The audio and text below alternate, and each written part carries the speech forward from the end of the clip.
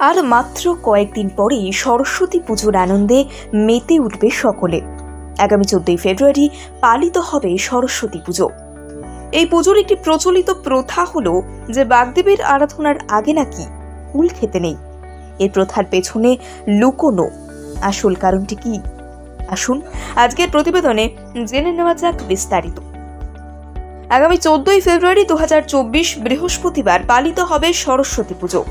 প্রতি বছর মাঘ মাসের শুক্লপক্ষের পঞ্চমী তিথিতে পালিত হয় সরস্বতী পুজো। এই দিনটি বসন্ত পঞ্চমী বা শ্রীপঞ্চমী নামেও পরিচিত।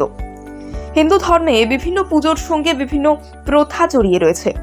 সরস্বতী পুজোর সঙ্গে জড়িত বিভিন্ন প্রথার মধ্যে অন্যতম হলো যে বাগদেবীর পুজোর আগে কুল খেতে নেই। পুজোর আগেই এখন বাজার ছেয়ে গিয়েছে নানান রকমের টোপা কুল, নারকেল কুলে, কিন্তু সেদিকে তাকিয়ে থাকা ছাড়া আপাতত সরস্বতী পুজোর আগে আর কিছুই করার নেই। কারণ প্রচলিত বিশ্বাস অনুসারে সরস্বতী পুজোর আগে কুল খেলে স্বয়ং বিদ্যার দেবী নাকি রুষ্ট হন। কিন্তু কেন এই প্রথা প্রচলিত জানেন কি?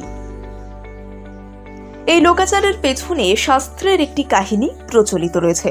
দেবী সরস্বতীকে তুষ্ট করতে একবার মহামতি ব্যাসদেব বদিকাশ্রমে তপস্যায় বসেছিলেন। এই তপস্যায় শুরু করার আগে সেখানে একটি কুলের বীজ রেখে এসেছিলেন সরস্বতী। দেবী ব্যাসদেবের কাছে শর্ত রাখেন যে যতদিনে এই বীজ অঙ্কুরিত হয়ে বড় গাছ হবে, সেই গাছে নতুন কুল হবে এবং সেই কুল পেকে ব্যাসদেবের মাথায় পড়বে, ততদিন তাকে তপস্যা চালিয়ে যেতে হবে, তবেই তিনি তুষ্ট হবেন। দেবীর দেওয়া এই শর্ত মেনে নিয়েই ব্যাসদেব তপস্যা শুরু করেন। আর যেদিন তার মাথায় নতুন কুল পড়ে, সেদিন তিনি বুঝতে পারেন যে বাগদেবী তার তপস্যায় প্রসন্ন হয়েছেন।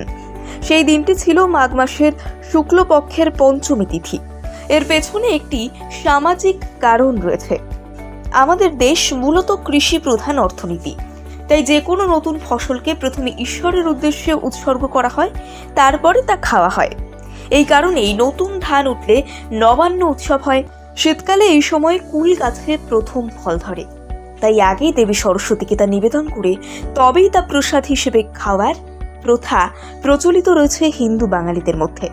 তবে এই লোকাচারের পেছনে একটি বৈজ্ঞানিক কারণও পাওয়া যায়। সরস্বতী পুজো মানে শীতের অবসান আর বসন্তের শুরু। ঋতু পরিবর্তনের এই সময়ে নানান রকম অসুখ বিসুখের প্রাদুর্ভাব দেখা দেয়। ঋতু পরিবর্তনের এই সময়ে নানান রকম অসুখ বিসুখের প্রাদুর্ভাব দেখা দেয়। সরস্বতী পুজোর সময় কুল পাকতে শুরু করে। তার আগে কাঁচা কুল খেলে পেটের গোলমাল হয়ে যাওয়ার একটা আশঙ্কা থাকে। সেই কারণেও সরস্বতী পুজোর আগে কুল খেতে বারণ করা হয়।